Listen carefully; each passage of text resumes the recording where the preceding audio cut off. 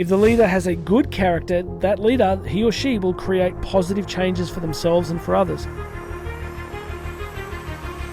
Well, hello there again, my friend Jonathan Doyle with you. Welcome to the kind of daily message here at Jonathan Doyle Speaks. Listen, we're doing a 3-day sequence on leadership. If you've just joined us, go back to yesterday, watch that first. It's short, but summary. We talk about self-leadership. We got to lead ourselves somewhere because nothing is really happening until we get the self-leadership place right. Then we talked about a definition. Leadership is influence. What is leadership? Influence. How do you know leadership is actually happening or has happened? Influence happened. What's influence? Influence is change. Something changed. The only way you know an organization, a family, a church, anything is growing is by recognizing that something changed. Now, it can be changed for the better, it can be changed for the worse. So that's today's video. Let's talk about it. What determines the kind of influence that a leader brings? Well, leadership is influence. Influence equals character. The influence that a leader creates is directly in relationship with the leader's character. If the leader has a good character, that leader, he or she, will create positive changes for themselves and for others.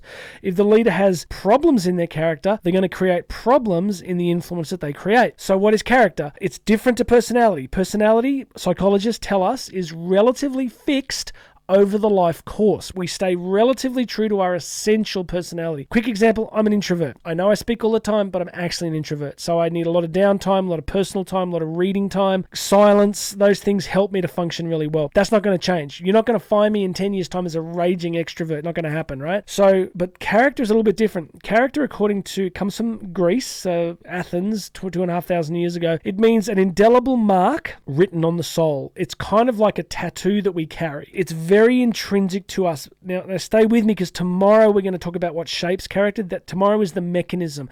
Tomorrow I'm going to give you the how-to, but we're just setting up the last piece of the structure. Leadership is influence. The influence is equal to the character of the leader. So on stage, what I do is I show people a picture of Adolf Hitler and I say, was this person a leader? Did they create influence? People are like, well, yeah, absolutely, 100%. What determined the influence? Well, Hitler's character, his innermost self, the things that he valued, the way that he operated in the world created the kind of influence that he was able to create. And you can run the converse examples, right? I've just been reading this massive biography of the American Civil War commander Ulysses S. Grant, and I read a section last night where there was a big victory. One of his other generals had a big victory, and Grant deliberately did not travel to that battlefield because at that time, what senior generals would do would travel to the battlefield and try and cover themselves, steal some of the glory. So they would go there to try and steal the glory from the general that actually did the fighting. And Grant didn't do it because his character was different and people trusted him and respected him a lot more. So the influence that he created was strongly proportional to his character. Now, tomorrow we're going to talk about how you shape character.